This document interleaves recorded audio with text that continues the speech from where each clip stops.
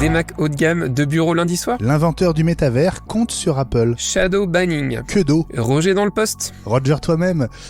Jeudi 1er juin 2023. On est à 4 jours de la keynote. François Le Truidic. C'est pas Roger ton prénom. Benjamin Vincent. La quotidienne iWeek, épisode 405. Bonjour à tous et surtout Roger.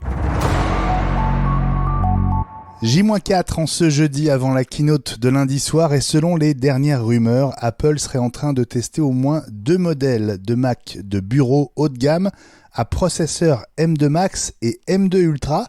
Alors oui, mais lesquels, puisque l'iMac et le Mac Studio sont censés passer directement au M3 gravé en 3 nanomètres, mais qui n'est pas encore dispo en quantité. Alors, qu'est-ce que ça laisse comme hypothèse, François ? Je t'avoue que plus on va se rapprocher, plus les hypothèses vont partir dans tous les sens. Et là, on le voit aujourd'hui. Alors, pour la petite anecdote, chers auditeurs, sur notre conversation de groupe, notre cher ami Elie s'est un peu énervé par message en disant que ça devenait n'importe quoi, qu'il disait des choses, il se contredisait. Les rumoristes, comme pour le dire à la française. Non, je suis content parce que pour une fois, on sait pas trop ce qu'on va avoir. Et ça, c'est chouette. On se doute de choses. Mais on ne saura pas, et je pense qu'on aura vraiment le fin mot de l'histoire, sans doute que lundi soir chez nous en France. Mais c'est vrai que je pense qu'on va avoir du Mac. L'iMac, moi, j'y crois pas trop, parce qu'on en entend vraiment pas parler depuis un bout de temps. Et il semblerait que ce soit acquis, que l'iMac passerait la génération M2, sauterait directement sur la M3, donc sans doute pas avant la fin de l'année. L'iMac, moi c'est ce que je vous dis à chaque fois, hein, j'en ai un parc de 60-70 machines à l'université, honnêtement ça tourne super bien, c'est de très bonnes machines. Elles sont fiables, il n'y a aucun souci. Le Mac Studio, ce serait pas très étonnant. Maintenant, ce que je trouverais bizarre, c'est que les M3 vont arriver vite derrière. Et donc nous sortir un Mac Studio qui est assez cher aujourd'hui, je pense que ce serait peut-être pas opportun. À mon avis, le Mac Studio, c'est typiquement le type de machine qui devrait récupérer des processeurs toutes les 2 générations, dans le sens où le gap entre le M1 et le M2 est pas énorme. Donc je suis pas convaincu que beaucoup de gens qui aient du Mac Studio, et il y en a quelques-uns quand même, faut le dire, seraient tentés de migrer directement sur du M3. Donc je sais pas du tout, moi j'aurais misé plutôt une pièce sur le Mac Pro, mais il est pas du tout dans les rumeurs. Donc moi à mon avis, si on a quelque chose, ce sera soit un Mac Pro, soit un Mac Studio. L'iMac, je suis assez sceptique, mais bon, on verra si je dois manger mon chapeau lundi soir. Et à 96 heures de cette keynote, l'homme qui a inventé le terme métavers, l'auteur Neil Stephenson en 92 dans son livre Snow Crash, reste optimiste sur son l'avènement du métavers, malgré les difficultés de Meta. Il pense que l'annonce du casque d'Apple lundi soir va aider. Oui, alors c'est intéressant parce que c'est lui qui est à l'origine de ce mot-là, mais l'article qu'il évoque est intéressant parce que ça indique bien qu'Apple ne va jamais utiliser le mot-clé métavers dans son discours, et on le sent bien. Si vous avez eu l'occasion d'écouter l'émission avec Mark Gurman, il y aura une vraie volonté d'Apple pour réussir à se dégager justement cette image négative du métavers de Facebook, enfin de Meta, pardon. Et c'est ça qui va être intéressant. À mon avis, il va y avoir un bel exercice de langage pour réussir à persuader l'auditoire et les fans d'Apple que ce n'est pas juste pour avoir son avatar en 3D, et c'est à peu près que ça. Ce sera complètement autre chose. À mon avis, ils ont dû bien, enfin comme d'habitude, tu vas me dire, mais bien bosser le keynote de présentation, bien bosser les vidéos pour expliquer à quoi ça va servir. Lui est optimiste, moi je suis optimiste aussi parce qu'on sait très bien qu'Apple arrive souvent à sortir la petite fonctionnalité en plus qui fera que le casque aura du succès. Maintenant, toutes les rumeurs laissent à penser que le casque, il coûtera sans doute aux environs des $3,000. Je pense vraiment que ce sera un marché de niche. Faut pas qu'on soit déçu si le casque ne se vend pas trop, alors je vais mettre des gros guillemets, pas trop à l'échelle d'Apple sur les 2-3 premières années, mais clairement, je sais pas pour toi, mais moi je me vois difficilement mettre 3500 € avec la TVA dans un casque où je suis pas sûr que ça me servira beaucoup. Le tester, oui, sans doute, mais l'utiliser au quotidien, pour ce prix-là, ça fait un peu mal. Surtout qu'il y aura les nouveaux iPhones qui vont sortir au mois de septembre, il y a quand même quelques autres périphériques qui nous serviront sans doute plus que le casque, et c'est là aussi voir le rapport investissement temps passé avec le matériel. Voilà, je pense que Apple a un peu de taf aussi pour nous convaincre que c'est vraiment utile. Je te confirme que pour le casque, j'attendrai au moins, je pense, la 2e génération qui sera un peu moins chère.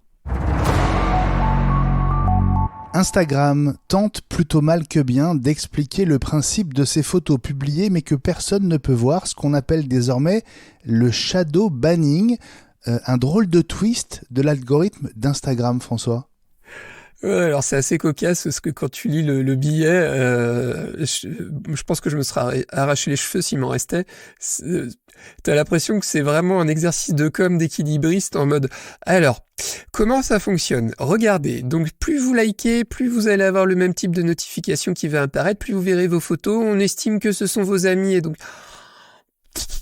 c'est très très complexe. Je pense qu'à un moment il faut assumer les algos, il faut assumer le fait que voilà, des fois ce que vous voyez avoir effectivement c'est logique. Alors si vous amusez à regarder des vidéos de lapins, vous allez avoir plein de vidéos de lapins qui vont apparaître derrière. C'est aussi bête que ça, hein. Il y a un moment faut arrêter d'expliquer les choses de manière compliquée. Plus vous allez liker des photos de quelqu'un, plus les photos vont apparaître en priorité.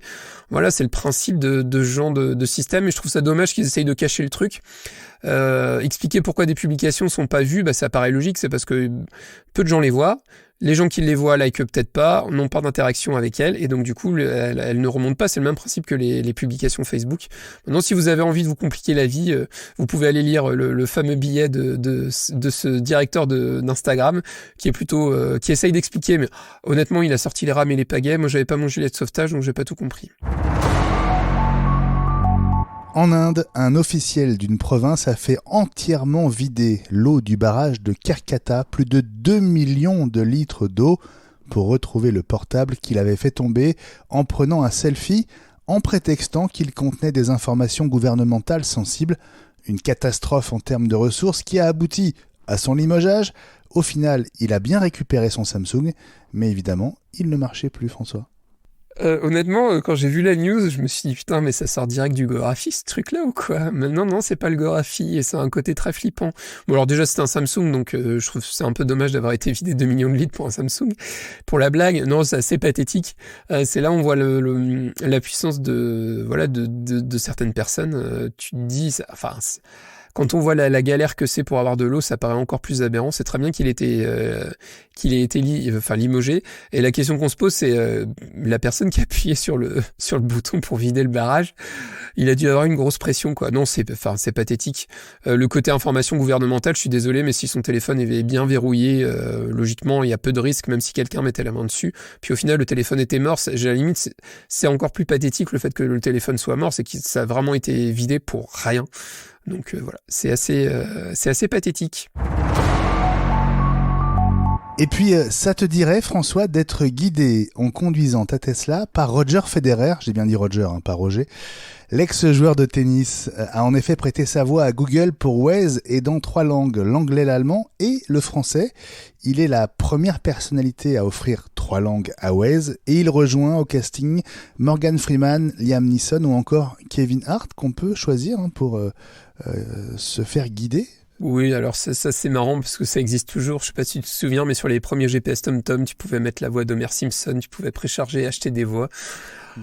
Ouais, c'est drôle, mais bon, je pense que c'est le genre de truc, tu le testes une fois et puis il y a un moment où ça te saoule, quoi. Ce qui est marrant, c'est que ça continue à perdurer et voilà, sur Waze en particulier. Alors je peux pas le mettre sur la Tesla parce que c'est Google Maps tout court.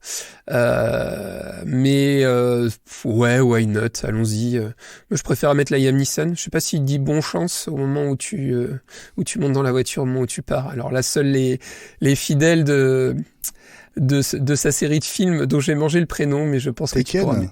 C'est ça. Voilà, tu te souviens de cette scène-là? Allez, je m'arrêterai là, mais n'hésitez pas si vous avez Waze, téléchargez, comme ça vous pourrez vous faire guider par Roger, ça peut être marrant quand même. La quotidienne iWeek revient demain, et on sera à J-3 de la keynote. Oui, t'as raison François, j'étais en train de calculer. À demain.